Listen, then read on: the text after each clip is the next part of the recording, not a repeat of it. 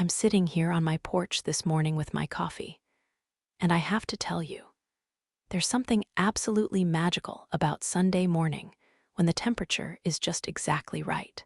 Not too warm yet, but with that promise of summer heat building in the air.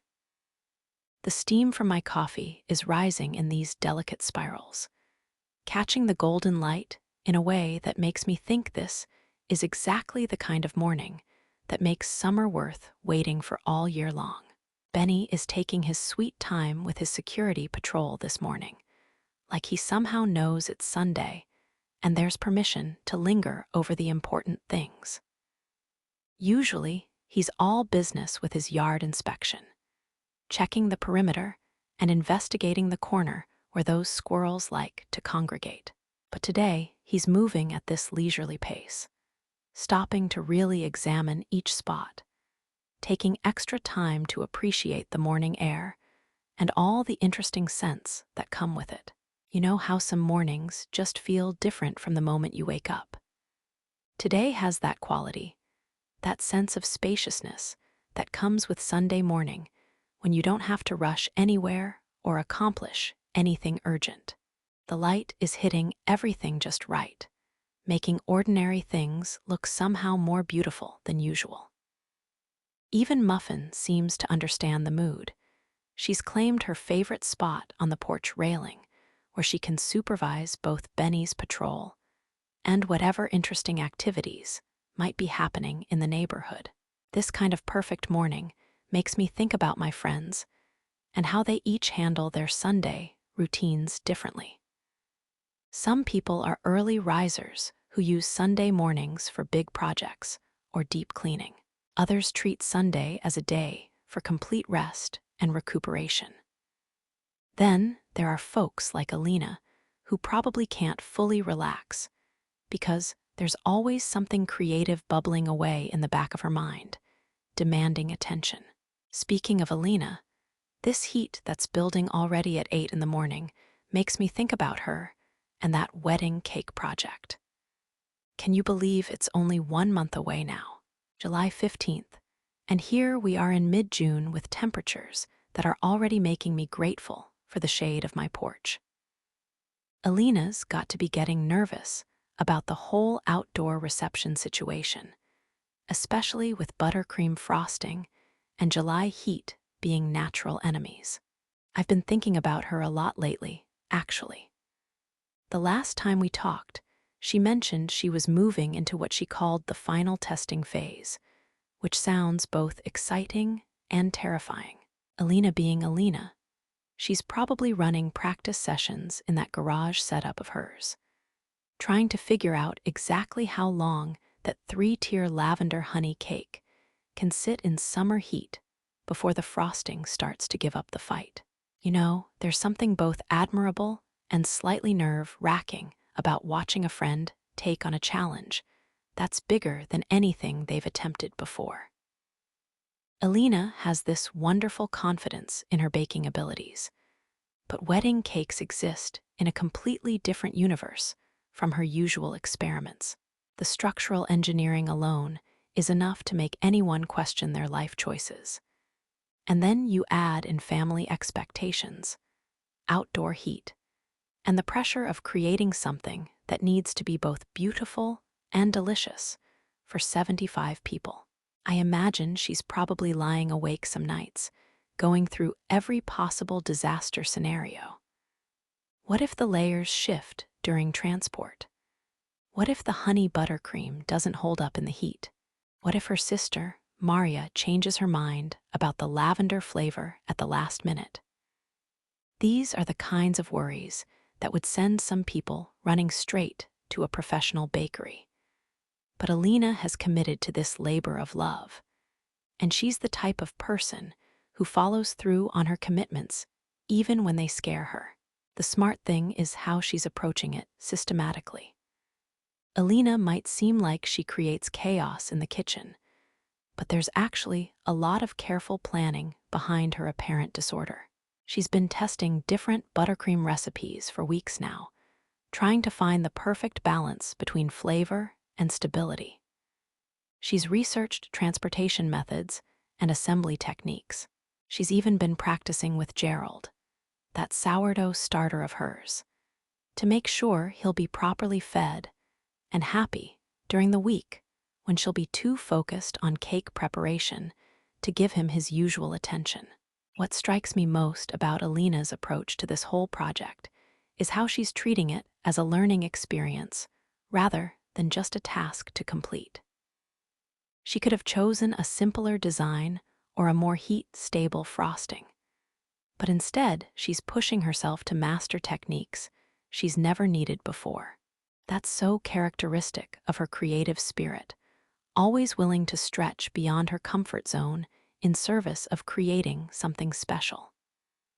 I should probably check in with her later today, see how she's feeling about everything. Sometimes it helps to have someone listen to your worries without trying to fix them or offer solutions. Elena is incredibly capable, but she's also human. And taking on your sister's wedding cake is the kind of pressure that can make even the most confident baker feel overwhelmed. This morning light is exactly what Michelle would call golden hour magic, and thinking about light makes me wonder how her photography workshops are going. The last time we talked at work, she mentioned that the summer sessions have been incredibly popular, which doesn't surprise me at all. There's something about Michelle's approach to photography that makes it accessible to people who might normally feel intimidated by anything artistic. She has this gift for helping people see the beauty that's already around them, rather than making them feel like they need expensive equipment or advanced technical knowledge. Her lunch hour photography walks have become this lovely community building activity, where colleagues from different departments are discovering they actually enjoy each other's company when they're focused on capturing interesting light and shadow patterns. What I love most about Michelle's photography program is how she's connected it to workplace wellness in such a natural way. She's not preaching about the therapeutic benefits of creativity. She's simply providing opportunities for people to step away from their computer screens and engage with the world visually. The fact that participants are reporting reduced stress levels and improved job satisfaction feels like a natural byproduct rather than a forced outcome. I've been meaning to ask her about that office mural project. The last update I heard was that management had approved a pilot program in the break room, which seemed like a victory after all her research and proposal writing. Michelle put together this incredibly thorough presentation about color psychology and workplace environment, complete with studies about how visual elements affect productivity and employee satisfaction. I have to admire her dedication to backing up her creative instincts with solid research. The mural project represents everything that makes Michelle such an effective advocate for creative workplace initiatives. She understands that you can't just tell people that art will make them happier. You have to demonstrate the practical benefits in language that makes sense to managers and budget planners. At the same time, she never loses sight of the human element, the simple truth that most people feel better when they're surrounded by beauty and given opportunities for creative expression. I imagine that break room pilot mural is probably looking quite different now than it did when the project started. Michelle's collaborative approach means that employees are contributing ideas and personal touches, which creates this sense of ownership and investment that you can't achieve with top-down decoration decisions. People take better care of spaces they've helped create, and they feel more connected to colleagues they've worked alongside on creative projects. The photography workshops and the mural project are both examples of how Michelle thinks about wellness in practical terms. She's not trying to transform people's entire lives through art. She's looking for small ways to integrate creativity into existing routines and environments. 15 minutes of photography during lunch break, collaborative mural design during coffee break conversations. These approaches work because they don't require people to completely change their habits or make major time commitments. Michelle's success with these programs makes me think about how much potential there is for positive change when someone takes the initiative to address problems that everyone notices, but no one talks about. Most people spend the majority of their waking hours in workplace environments that range from bland to actively depressing. But we've somehow accepted that as inevitable. Michelle looked at those same environments and asked why they couldn't be more beautiful and inspiring, then figured out how to make improvements within existing budgets and management constraints. Benny has finished his leisurely patrol and is now positioned strategically near my coffee cup, wearing that expression of hopeful optimism that suggests he believes today might be the day I decide to share my breakfast. This dog truly believes that persistence and charm will eventually pay off, and honestly, his confidence is somewhat infectious. There's something admirable about maintaining hope in the face of consistent evidence that breakfast sharing is not actually part of our established routine.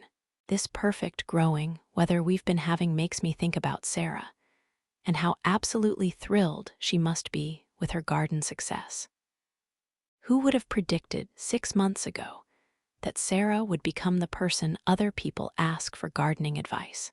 Her transformation from someone who was intimidated by the idea of keeping a houseplant alive to someone who's successfully growing vegetables and herbs still amazes me. The last time we talked, Sarah mentioned that her tomato plants are already showing signs of serious fruit development, which apparently means she's gotten the timing exactly right for this growing season. She was so excited about the prospect of actually harvesting food she'd grown herself. And you could hear in her voice that sense of pride that comes from mastering something you never thought you'd be able to do. What's even more wonderful is how her relationship with Kevin has been developing alongside her gardening skills. There's something really sweet about watching two people discover they have more in common than they initially realized. Kevin started out as Sarah's patient teacher, helping her understand soil preparation and planting schedules. But it's evolved into this partnership where they're both learning from each other's approaches and perspectives. Sarah brings this fresh enthusiasm and willingness to experiment that probably reminds Kevin why he fell in love with farming in the first place. After years of routine growing seasons, having someone around who gets genuinely excited about seedling development and harvest planning must be refreshing for him. Meanwhile, Kevin's knowledge and experience are giving Sarah the confidence to try techniques and varieties she never would have attempted on her own. Their relationship seems to be built on this foundation of shared curiosity and mutual respect, which strikes me as much more solid than relationships based purely on romance or physical attraction. They're spending time together because they genuinely enjoy each other's company, and they're both benefiting from the partnership. Kevin gets an eager student and enthusiastic helper. Sarah gets expert guidance and encouragement, and they both get the satisfaction of watching things grow and thrive under their care. I love how Sarah describes their weekend trips to the farmer's market, where she's gone from being an overwhelmed customer to someone who can have knowledgeable conversations with other vendors about growing techniques and seasonal challenges. Kevin is obviously proud of how quickly she's learned, and other farmers have started recognizing her as someone who takes gardening seriously, rather than treating it as a casual hobby. The garden success has given Sarah this new sense of competence and self-reliance that's affecting other areas of her life too. She mentioned that she's been more confident at work, more willing to speak up in meetings and offer suggestions. There's something about successfully nurturing plants from seeds to harvest that apparently translates into general life confidence. When you've proven to yourself that you can keep living things healthy and productive, other challenges seem less daunting. I should probably stop by this week and see how everything is progressing. Sarah's enthusiasm for sharing her gardening discoveries is absolutely delightful, and I'd love to see how much the garden has changed since my last visit. Plus, I suspect she'd appreciate having someone to talk to about Kevin and how that relationship is developing. Sometimes you need a friend who can help you process new feelings and figure out what you want from a situation that's still evolving. Muffin has apparently decided that my porch railing position is no longer optimal and has relocated to the small table where she can maintain better oversight of both Benny's activities and whatever might be happening in Mrs. Chen's garden next door. Cats have this amazing ability to continuously optimize their positioning based on changing light conditions, temperature variations, and supervision requirements. If only humans were half as strategic about comfort and efficiency. The morning is warming up nicely, and I can hear the distant sounds of neighborhood weekend activities beginning. Someone is running a lawn mower several houses down. There's the cheerful chaos of children playing in a backyard, and I think I can detect the aroma of someone's barbecue grill being put to early use. These layered Sunday morning sounds create this perfect backdrop for contemplation and appreciation. This kind of peaceful morning makes me think about Robert and his ongoing relationship with Bean, that office coffee plant that's become such an unexpected celebrity. I wonder how Bean is handling the summer heat, and whether Robert has had to adjust the positioning near the office window. Robert being Robert, he's probably researching optimal plant care for office environments during different seasons, and documenting Bean's responses to temperature changes. The last time I saw Robert, he mentioned that Bean had produced several new leaves and seemed to be thriving in the office environment. Other colleagues have started bringing their own plants to work, inspired by Bean's success and Robert's obvious dedication to plant care. It's funny how one person's passion project can create this ripple effect of positive changes throughout an entire workplace. I imagine Robert is probably experimenting with summer cold brew techniques right about now, trying to perfect his extraction methods and timing. He approaches coffee with the same systematic enthusiasm that he brings to Bean's care, always looking for ways to optimize flavor and technique. Robert's dedication to quality in everything he does, from plant care to coffee preparation, is something I really admire about him. The morning light is shifting as the sun climbs higher, and I find myself wondering about David and how he's balancing his summer writing schedule with all the community activities he's been organizing. The book club meetings have been growing steadily, and I heard through the neighborhood grapevine that they're planning some kind of outdoor literary event for later in the summer. David has this wonderful way of building community around shared interests without making it feel forced or overly organized. The book discussions he's been facilitating seem to attract people who might not normally participate in group activities, probably because David creates this welcoming atmosphere where different perspectives are appreciated rather than judged. I should probably check in with him about his novel progress. The last time we talked, he mentioned that he was working through some challenging scenes that involved family dynamics and generational differences. Writing about personal experiences can be both therapeutic and emotionally draining, especially when you're trying to capture authentic relationships and conversations. The balance between honesty and privacy in creative work is something that would be interesting to discuss with David sometime. How do you write truthfully about family relationships without betraying confidences or oversimplifying complex people? How do you honor the emotional truth of experiences while acknowledging that memory is subjective and stories change depending on who's telling them? David's commitment to his writing alongside his full-time job at the bookstore requires the kind of discipline and time management that I really respect. Early morning writing sessions before work, weekend revision marathons, monthly critique group meetings, all while maintaining his responsibilities at chapter and verse, and building his relationship with Emma. That's a lot of competing priorities to balance successfully. What impresses me most about David's approach to his writing career is how he's building it gradually and sustainably, rather than expecting overnight success or dramatic life changes. He's treating it as a long-term project that will develop alongside his other commitments, rather than something that requires him to abandon everything else in his life. That kind of patient persistence is probably more realistic than the all-or-nothing approach that burns out so many aspiring writers.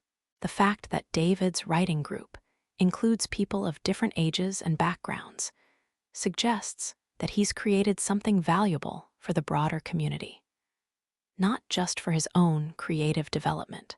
Those monthly feedback sessions probably provide support and accountability for everyone involved, creating this network of people who understand the challenges and satisfactions of creative work.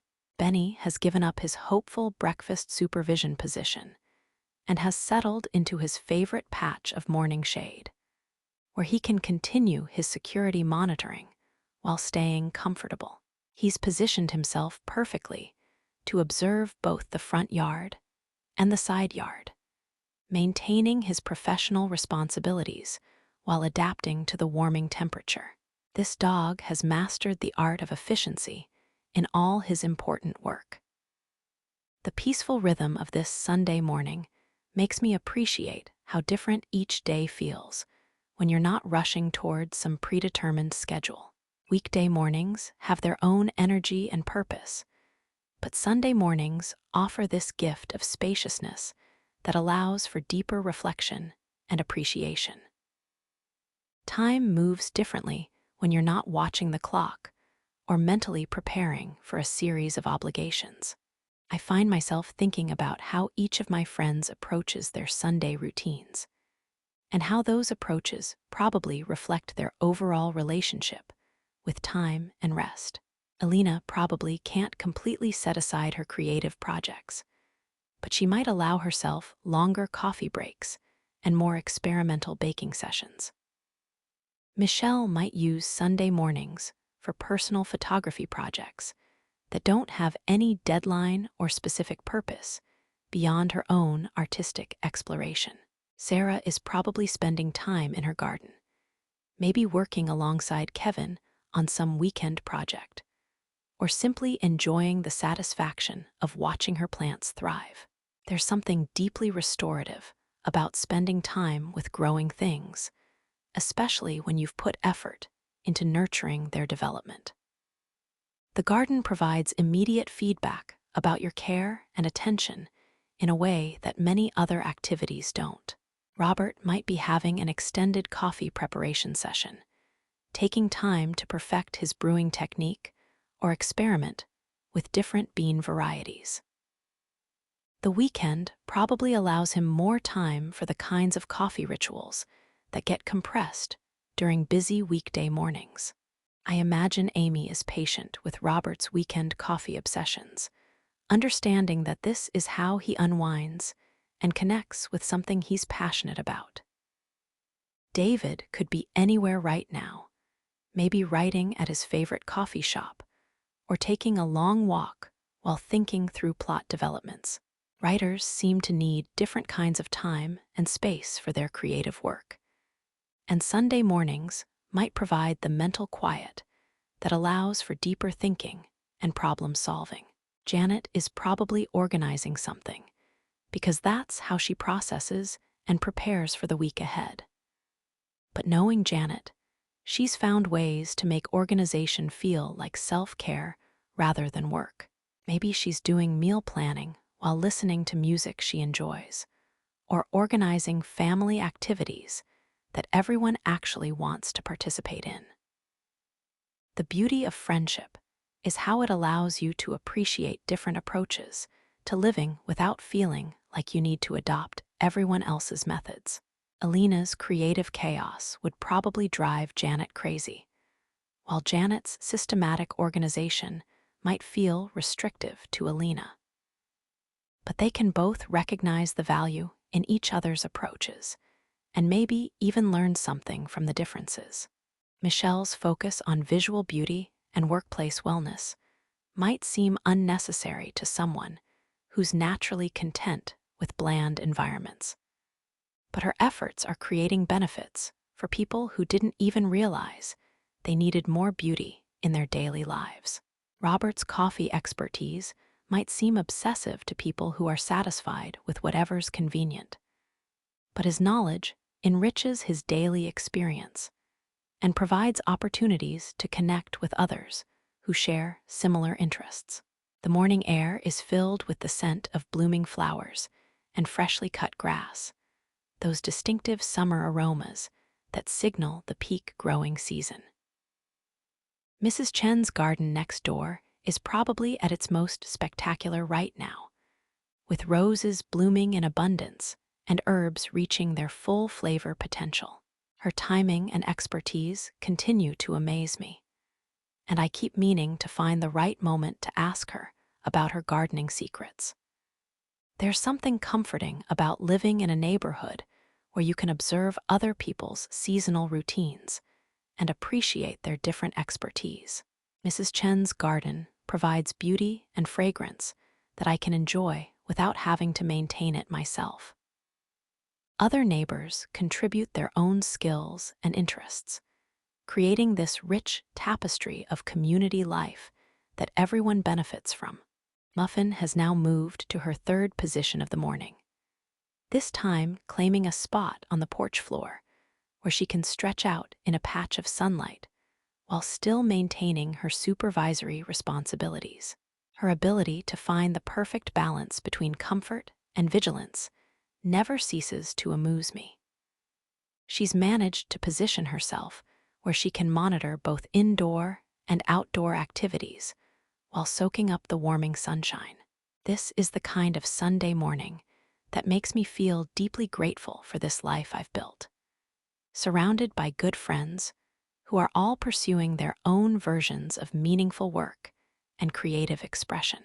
Elena with her experimental baking and community teaching, Michelle with her workplace wellness initiatives and photography programs, Sarah with her newfound gardening confidence and developing relationship with Kevin, Robert's dedication to coffee excellence and plant care, David's commitment to writing and community building, Janet's systematic approach to organization and family life.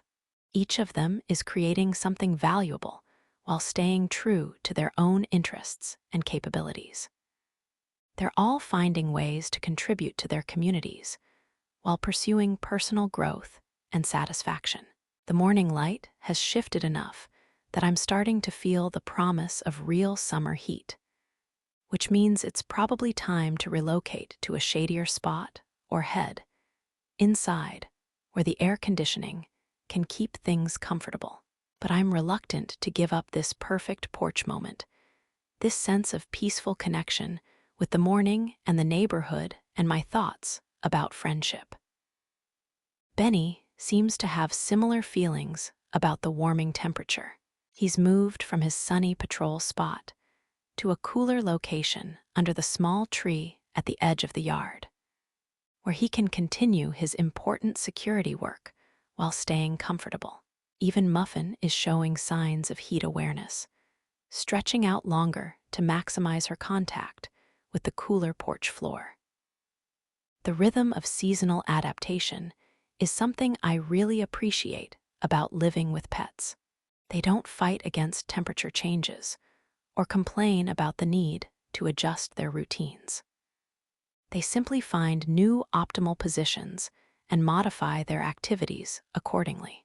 Benny will shift his patrol schedule to cooler parts of the day, and Muffin will migrate to progressively shadier spots as the sun climbs higher. As I finish my coffee and prepare to head inside, I find myself looking forward to the day ahead. Maybe I'll text Elena to see how she's feeling about the wedding cake timeline. Perhaps I'll check in with Sarah about her garden progress and her weekend plans with Kevin. I might reach out to Michelle to ask about those photography workshops and the office mural project. There's something deeply satisfying about maintaining these connections with people who are all working on interesting projects and facing their own creative challenges. Friendship provides this wonderful opportunity to be invested in other people's success and growth without having to manage their problems or solve their difficulties. I can care about Elena's wedding cake stress without feeling responsible for fixing it. I can appreciate Sarah's garden enthusiasm without needing to start my own vegetable plot. The morning has given me this sense of connection and appreciation that I'll carry with me throughout the day. Sunday mornings like this one